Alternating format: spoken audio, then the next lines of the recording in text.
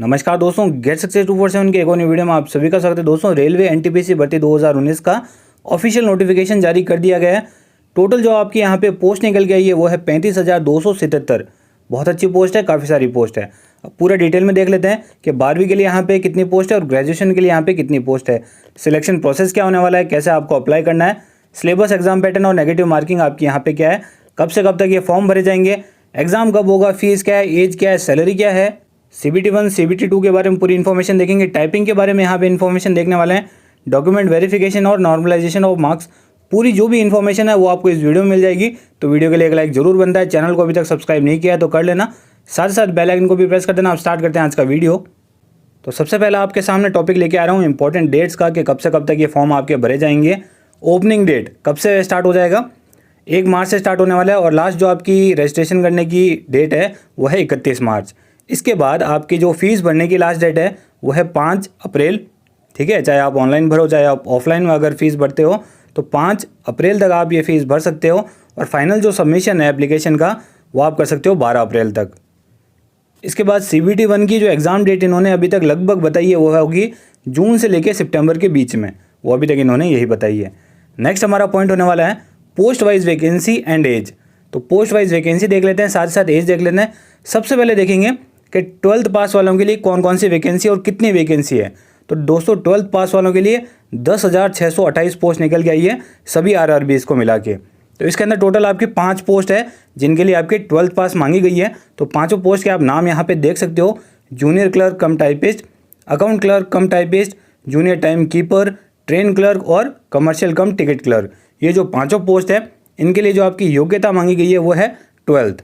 आप यहाँ पे देख सकते हो, साफ साफ यहाँ पे लिखा हुआ है।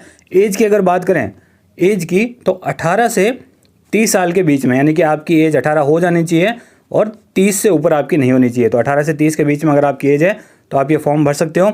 एज कब से कब तक काउंट होने वाली है, मतलब कि एज किस डेट से काउंट होगी, 1/7/2019, यानी कि 1 जुलाई 2019 को आपकी एज 18 से नीचे नहीं होनी चाहिए और 30 से ऊपर नहीं होनी चाहिए।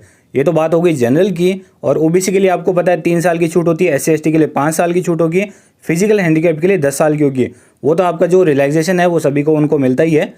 और ये तो हो गई बात आपकी एज की और 12th वाली कौन कौन सी वैकेंसीज है। अब देख लेते हैं जूनियर क्लर्क कम टाइपिस्ट की जो आपकी टोटल वैकेंसी है वो 4,319। अकाउंट क्लर्क कम टाइपिस्ट की आपकी जो टोटल वैकेंसी है वो 760। जूनियर टाइम कीपर की है 17। ट्रेन क्लर्क यहाँ पे 592 यानी कि 592 पोस्ट निकल के आई है। कमर्शियल कम टिकट क्लर्क इनकी आई है 4,940। तो कुल मिला के जो पोस्ट निकलती है 12th वालों के लिए तो वो निकलेगी 10,628। ये ग्रैंड टोटल हो गया। और सैलरी आप यहाँ पे देख सकते हो, ग्रेड पे दे रखा है। तो ये तो बात होगी 12th वालों की। इसके बाद देख लेते हैं ग्रेजुएशन वालों के लिए। तो ग्रेजुएशन वालों के लिए मैं बता दूं कि आपकी जो एज मांगी गई है वो 18 से 33 और 1 जुलाई 2019 को आपकी जो एज है वो 18 से नीचे नहीं होनी चाहिए और 33 से ऊपर नहीं होनी चाहिए। और जो एज में छूट मिलती है वो कैटेगरी वाइज आपको अलग अलग मिलेगी। ये तो मैं आपको जनरल की बता रहा हूँ। ग्रेजुएशन के लिए यहाँ पे 8 पोस्ट निकल के आई है, जिनमें पोस्ट है आपकी traffic assistant, goods guard, senior commercial कम टिकट क्लर्क, सीनियर क्लर्क कम टाइपिस्ट, जूनियर अकाउंट असिस्टेंट कम typist, senior time keeper, commercial apprentice और स्टेशन मास्टर। तो इन सभी को मिला के जो आपकी टोटल पोस्ट निकल के आई वो है 24,649, यानी कि 24,649 आपकी ग्रेजुएशन की पोस्ट निकल के आई है। इनमें ट्रैफिक असिस्टेंट की आपकी 88 पोस्ट निकल के आई है, गुड्स गार्ड की 5,748, सीनियर कमर्शियल कम टिकट क्लर्क की कितनी है 5,638, सीनियर क्लर्क कम टाइपिस्ट की आपकी 2,873। इसके बाद आपकी आती है जूनियर अकाउंट असिस्टेंट कम टाइपिस्ट की आपकी 3,164, सीनियर टाइम कीपर की 14 पोस्ट निकल के आई है। इसके बाद कमर्शियल अप्रेंटाइज की आपकी जो पोस्ट निकल गई है वो 259 है। इसके बाद स्टेशन मास्टर की आपकी जो टोटल पोस्ट है वो है 6,865। तो इस हिसाब से बन जाती है आपकी 24,649। ठीक है, 24,649 टोटल आपकी पोस्ट यहाँ पे निकली है ग्रेजुएशन वालों के लिए। तो ये तो हो गई टोटल आपकी वैकेंसी के बारे में इन्फॉर्मेशन और एज के बारे में इन्फॉर्मेशन। यहाँ पे आपका एक डाउट ये भी निकलेगा कि क्या फाइनल ईयर वाले अपियरिंग, यानी कि फाइनल ईयर वाले या फिर जिनकी 12th अभी चल रही है रनिंग में, क्या वो ये फॉर्म भर सकते हैं। तो उनके लिए सीधा सीधा बता दूँ कि 31 मार्च, तो जो ये फॉर्म भरने की लास्ट डेट है 31 मार्च तक अगर आपकी एजुकेशन कंप्लीट हो जाती है तो आप ये फॉर्म भर सकते हो, अदरवाइज़ आप ये फॉर्म नहीं भर सकते हो।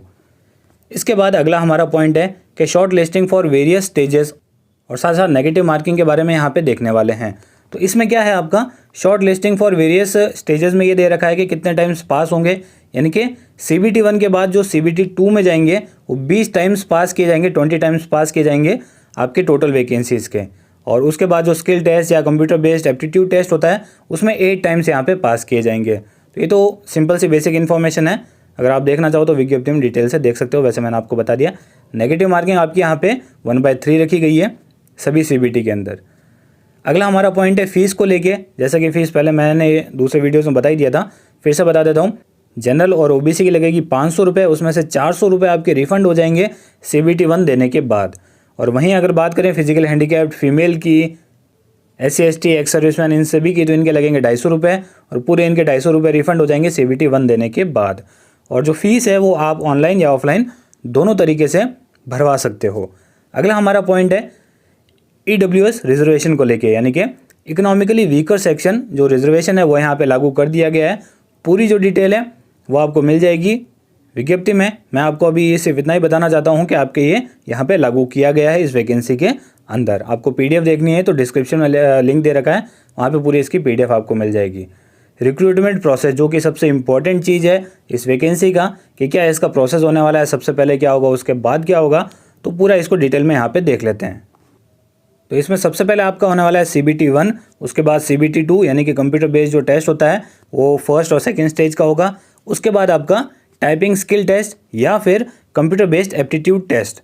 तो ये दोनों के लिए नहीं, ये आगे डिटेल में देखेंगे कि कौन सी पोस्ट के लिए एप्लीकेबल है। उसके बाद आपका डॉक्यूमेंट वेरिफिकेशन या फिर मेडिकल एग्जामिनेशन, ये जो इसका पूरा प्रोसेस चलने वाला है। तो सबसे पहले CBT 1 के बारे में पूरी इन्फॉर्मेशन देख लेते हैं। इसका जो एग्ज़ाम पैटर्न है इसमें इस बार चेंज कर दिया गया है। तो पहले आपके यहाँ पे 4 सब्जेक्ट हुआ करते थे, अब रख दिए इन्होंने सिर्फ 3। ऐसा है कि इन्होंने कुछ कंबाइन कर दिया है, वो मैं आपको यहाँ पे बता देता हूँ। CBT 1 के अंदर होगा क्या कि आपका जनरल अवेयरनेस होने वाला है, 40 नंबर का और 40 क्वेश्चन आएंगे, यानी कि एक क्वेश्चन आपका यहाँ पे 1 मार्क्स का पड़ेगा। मैथमेटिक्स के अंदर 30 क्वेश्चन आएंगे 23 मार्क्स के। जनरल इंटेलिजेंस एंड रीजनिंग के आएंगे 30 क्वेश्चन 30 मार्क्स के। तो जो टोटल है वो आएंगे आपके 100 क्वेश्चन, टाइम मिलेगा आपको 90 मिनट का। और पिछली बार क्या हुआ था, जो पहले का जो सिलेबस था उसके अंदर जनरल अवेयरनेस और जो साइंस है वो आपकी अलग अलग हुआ करती थी। इस बार जो जनरल साइंस है उसको जनरल अवेयरनेस के अंदर मिला दिया गया है। अभी मैं आपको आगे सिलेबस बताऊंगा तो आप डिटेल में समझ जाओगे। नेगेटिव मार्किंग आपकी यहाँ पे 1/3 रखी गई है। देख लेते हैं यहाँ पे इसका डिटेल में सिलेबस। मैथमेटिक्स का आपके यहाँ पे कौन कौन से पॉइंट दे रखे हैं वो यहाँ पे हम देख लेते हैं। इसके अंदर आपके number system, decimals, fractions, LCM HCF, ratio and proportion, percentages, mensuration, time and work, time and distance, simple and compound interest, profit and loss, elementary algebra, geometry and trigonometry, elementary statistics, ये सभी topics आएंगे आपके mathematics में। General intelligence and reasoning का देखते हैं, इसमें आपकी क्या क्या टॉपिक्स हैं। Analogies, completion of number and alphabetical series, तो सीरीज़ का आपके यहाँ पे क्वेश्चन आने वाले हैं। कोडिंग एंड डिकोडिंग के आएंगे questions, mathematical operations, similarities and differences, relationships, analytical reasoning आएगी, सिलोगिज्म आएगा, जम्बलिंग आएगी, Venn diagrams, puzzle, data sufficiency, statement conclusion, statement courses of action, decision making, maps, interpretation of graphs. तो ये सभी topics आपके general intelligence और reasoning के। अगला हमारा आता है जनरल अवेयरनेस, जिसके अंदर आपके GK प्लस GS यानी कि जनरल साइंस दोनों एक साथ इस बार कंबाइन कर दी गई है। तो यहाँ पे देख लेते हैं डिटेल में इसका पूरा का पूरा सिलेबस। तो इसमें आपके टॉपिक्स आएंगे करंट इवेंट्स के, यानी कि GK, करंट GK आपकी आएगी, current events of national and international importance, games and sports, art and culture of India, Indian literature, monuments and places of India. यहाँ पे आ गई आपकी जनरल साइंस, जो कि पहले अलग हुआ करती थी, अब इसमें कंबाइन कर दिया है। General science and life sciences up to 10th level की आएगी, CBSE लेवल की, ठीक है। 10th लेवल की आपके यहाँ पे साइंस आने वाली है। इसके बाद है history of India and freedom struggle, physical, social and economic geography of India and world, Indian polity and governance, constitution and political system, यानी जो इंडिया की पूरी पॉलिटी है वो आने वाली है। General scientific and technological developments including space and nuclear programme of India, UN and other important world organisation. इसके बाद है आपका एनवायरमेंटल इश्यूज़, एनवायरमेंटल पे जो भी क्वेश्चंस बन सकते हैं वो आएगी इंडिया और वर्ल्ड लेवल पे। बेसिक्स ऑफ आपका यहाँ पे कंप्यूटर आने वाला है, कंप्यूटर एप्लीकेशंस, कॉमन एब्रीविएशंस जो शॉर्ट फॉर्म में वर्ड होते हैं उनका फुल फॉर्म बताना, वो सभी चीज़ें। ट्रांसपोर्ट सिस्टम इंडिया का, इंडियन इकोनॉमी आने वाली है। फेमस पर्सनैलिटी, इंडिया की जो भी फेमस पर्सनैलिटी है, साथ साथ वर्ल्ड की भी। Flagship government programmes, flora and fauna of India, important government and public sector organisation of India, ये सभी आपके आने वाले हैं जनरल अवेयरनेस के अंदर। इसके बाद मैं आपको यहाँ पे बताता हूँ minimum passing marks, category wise आपके अलग अलग रखे गए हैं। अनरिजर्व कैटेगरी के 40%, तो 100 में से 40% मतलब 40 मार्क्स आपको यहाँ पे लाने हैं। EWS के लिए रखे गए हैं 40%, OBC के लिए 30%, SC के लिए 30% और ST के लिए 25%। तो यह बात हो गई आपके CBT 1 की। आगे चलते हैं CBT 2। तो CBT 2 जो होगा वो देखिए अलग अलग पोस्ट के लिए लेवल अलग अलग हो जाएगा। बाकी CBT 2 सभी के लिए वैसे कॉमन ही होने वाला है, सिलेबस भी सेम सबके लिए सेम ही चलेगा, लेकिन जो एग्ज़ाम का जो लेवल होगा वो पोस्ट वाइज अलग अलग हो जाएगा, क्योंकि कोई तो आपकी 12th लेवल की पोस्ट है, कोई आपके ग्रेजुएशन लेवल की पोस्ट है। तो CBT 2 का जो लेवल है वो पोस्ट वाइज ऊपर नीचे रहेगा, ये मैं आपको पहले ही बता दूं। CBT 1 का लेवल सभी के लिए इक्वल रहने वाला है। आगे देखते हैं CBT 2 का जो एग्ज़ाम पैटर्न है वो देख लेते हैं। इसमें भी सेम वही तीनों सब्जेक्ट है, लेकिन यहाँ पे नंबर ऑफ क्वेश्चन 120 हो गए हैं। जनरल अवेयरनेस के 50 क्वेश्चन 50 मार्क्स के, मैथमेटिक्स के 35 क्वेश्चन 35 मार्क्स के, general intelligence and reasoning 35 question 35 marks के। टाइम आपको सेम वही मिलने वाला है 90 मिनट का। नेगेटिव मार्किंग आपकी यहाँ पे 1/3 रखी गई है। तो ये हो गया इसका एग्ज़ाम पैटर्न। इसके बाद अगर इसकी सिलेबस की बात करें तो सिलेबस इसका सेम है, जो मैंने अभी आपको बताया CBT 1 के अंदर, सेम वही सिलेबस आपका चलेगा CBT 2 के अंदर। बस आपका डिफरेंस क्या रहेगा कि जो CBT 2 का जो लेवल है वो हाई रहेगा CBT 1 से, तो सिलेबस आपका सेम रहेगा, लेवल हाई हो जाएगा। इसके बाद इसका जो नेक्स्ट प्रोसेस है वो है कंप्यूटर बेस्ड एप्टीट्यूड टेस्ट। ये किस किस के लिए होगा? ये सिर्फ 2 वैकेंसी के लिए होने वाला है।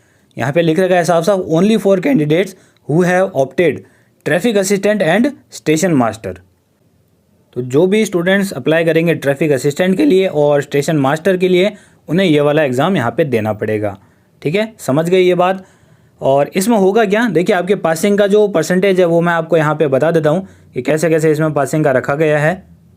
और इनमें क्या है कि ये जो दो पोस्ट है स्टेशन मास्टर और ट्रैफिक असिस्टेंट, इसमें टाइपिंग नहीं होने वाली है, इसमें इसी के बेसिस पे रखा जाएगा, कंप्यूटर बेस्ड एप्टीट्यूड टेस्ट पे बेसिस पे और CBT 2 के बेसिस पे। थोड़ा सा डिटेल में सुन लेना। CBT 2 के जो भी मार्क्स होंगे उनका 70% वेटेज रखा जाएगा और कंप्यूटर बेस्ड एप्टीट्यूड टेस्ट में 30%, जितने भी मार्क्स आप स्कोर करोगे उसका 30%। तो कुल मिला के यहाँ से 100% आपका स्कोर ले लिया जाएगा। 70% मार्क्स आपके CBT 2 में से लिए जाएंगे, 30% मार्क्स आपके कंप्यूटर बेस्ड एप्टीट्यूड टेस्ट से लिए जाएंगे। उसके बाद आपकी फाइनल मेरिट बन जाएगी, उसके बाद आपका डॉक्यूमेंट वेरिफिकेशन हो जाएगा। यहाँ पे इन 2 पोस्ट के लिए टाइपिंग नहीं होने वाली है। तो इस हिसाब से आपका ये पूरा प्रोसेस चलेगा स्टेशन मास्टर और ट्रैफिक असिस्टेंट का। आगे चलते हैं टाइपिंग स्किल टेस्ट। ये कौन कौन सी पोस्ट के लिए होने वाला है वो भी यहाँ पे देख लेते हैं। तो इसके अंदर आपकी पोस्ट निकल के आती है, वो कौन कौन सी है? सीनियर क्लर्क कम टाइपिस्ट, जूनियर अकाउंट्स असिस्टेंट कम typist, senior time keeper, junior clerk कम टाइपिस्ट, अकाउंट्स क्लर्क कम टाइपिस्ट, जूनियर टाइम कीपर। और ये सभी जो पोस्ट है उनके लिए आपकी टाइपिंग स्किल टेस्ट होगी, यानी कि टाइपिंग टेस्ट होगा। ये होगा आपका क्वालिफाइंग नेचर का, यानी कि जो आपकी फाइनल मेरिट बनेगी उसके अंदर इसके मार्क्स नहीं जोड़े जाएंगे, यहाँ पे इन्होंने साफ साफ लिख रखा है। इसके बाद मतलब कि जो टोटल जो CBT 2 में से निकलेंगे 8 टाइम स्टूडेंट्स, उनका ये टाइपिंग टेस्ट करवाया जाएगा। अच्छा, उसके बाद क्या है, इसके अंदर आपकी स्पीड वगैरह क्या मांगी जाएगी वो भी देख लेते हैं। 30 वर्ड्स पर मिनट आपकी मांगी गई है इंग्लिश के अंदर, और या फिर अगर आप हिंदी में देते हो तो 25 वर्ड्स पर मिनट हिंदी के अंदर। PC यानी कि पर्सनल कंप्यूटर पे लिया जाएगा। अच्छा, इसके बाद आपको जो फॉन्ट बताए गए हैं हिंदी के अंदर वो बताए गए हैं कृतिदेव और मंगल फॉन्ट, इन दोनों में से किसी एक पे लिया जाएगा। शैल बी मेड अवेलेबल, यहाँ लिख रखा है फॉर टाइपिंग स्किल टेस्ट। तो ये पूरी इन्फॉर्मेशन होगी टाइपिंग स्किल टेस्ट की। इसके बाद अगला जो हमारा पॉइंट है वो हो जाएगा आपका डॉक्यूमेंट वेरिफिकेशन। तो जो भी आपका एप्टीट्यूड टेस्ट या फिर जो भी आपका टाइपिंग टेस्ट होता है उसमें अगर आप पास हो जाते हो तो आपको बुलाया जाता है डॉक्यूमेंट वेरिफिकेशन के लिए, जहाँ पे आपके सभी डॉक्यूमेंट चेक किए जाएंगे। तो डॉक्यूमेंट वेरिफिकेशन के लिए जो इंपॉर्टेंट डॉक्यूमेंट्स आपको चाहिए वो मैं आपको बाद में अलग से वीडियो बना के बता दूंगा। अभी फ़िलहाल आप सुन लीजिए कि ये जो पूरा प्रोसेस है वो क्या होने वाला है। अगला हमारा पॉइंट है नॉर्मलाइजेशन ऑफ मार्क्स। आपका जो नॉर्मलाइजेशन है वो यहाँ पे होगा। तो ये इन्फॉर्मेशन यहाँ पे इन्होंने पहले ही दे दी है कि CBT 1 में और CBT 2 में यहाँ पे, क्योंकि काफ़ी सारे एग्ज़ाम्स होंगे, काफ़ी दिन एग्ज़ाम होंगे, तो नॉर्मलाइजेशन आपका यहाँ पे होगा। उसकी जो पूरी डिटेल है वो इन्होंने विज्ञप्ति में दे रखी है कि किस हिसाब से होता है। एक और इम्पॉर्टेंट पॉइंट आपका डाउट निकल के आ सकता है कि फॉर्म में अगर कोई गलती वगैरह आप कर दो तो फॉर्म मॉडिफिकेशन होगा या नहीं होगा। तो ज़रूर होगा। फॉर्म मॉडिफाई आप कर सकते हो, सिर्फ और सिर्फ 2 बार आप फॉर्म को चेंज कर सकते हो। मतलब फॉर्म में अगर आपकी कोई गलती हो जाए तो 2 बार आप उसे चेंज कर सकते हो। और फॉर्म मॉडिफिकेशन की जो आपकी फ़ीस लगेगी वो लगेगी 100 रुपये, ठीक है। तो ध्यान से ही भरना फॉर्म, जो भी भरते हो पूरा एक बार विज्ञप्ति को डिटेल में पढ़ना, उसके बाद आप फॉर्म भरना। कोई भी डाउट रहता है तो कमेंट कर दो, अलग से आपके लिए वीडियो बना दिया जाएगा उसी डाउट पे। तो फटाफट से आज का जो भी वीडियो है, जो भी चीज़ें आपको समझ में नहीं आई है वो आप कमेंट कर सकते हो। मेरे हिसाब से मैंने एक एक पॉइंट आपका यहाँ पे ले लिया है पूरी विज्ञप्ति का, और पूरी विज्ञप्ति को अगर आप पढ़ते हो डिटेल में तो बहुत टाइम लग जाता है। मैंने जो भी इंपॉर्टेंट पॉइंट थे वो यहाँ पे अलग से सेपरेटली ले लिए हैं। तो फटाफट से वीडियो को लाइक कर दीजिए और बता दीजिए कमेंट करके कि आपको क्या डाउट है और कैसा लगा आपको वीडियो, कौन कौन अप्लाई कर रहा है, कौन नहीं कर रहा है, सभी चीज़ें आप मुझे कमेंट में बता सकते हो। तो दोस्तों धन्यवाद, मिलते हैं नए एक वीडियो में।